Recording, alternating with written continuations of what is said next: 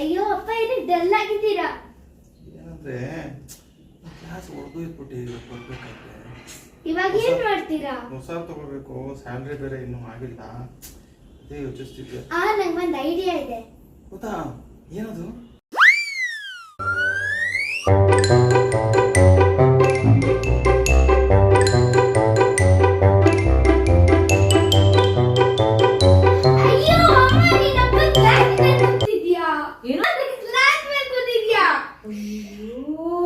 ಸುಡ್ದೋಯ್ತಲೆ, ಏನ್ ಮಾಡೋದು ಇವಾಗ? ಅಯ್ಯೋ, ಈಗ ಅಪ್ಪನ ಹತ್ರ ಬಯಸ್ಕೋಬೇಕಲ್ಲ ನಾನು. ಅದಕ್ಕಿಂತ ಹೊಸ ಗ್ಲಾಸೇ ಕೊಡ್ಸ್ಬಿಡಿ ಆನ್ಲೈನ್ ಅಲ್ಲಿ.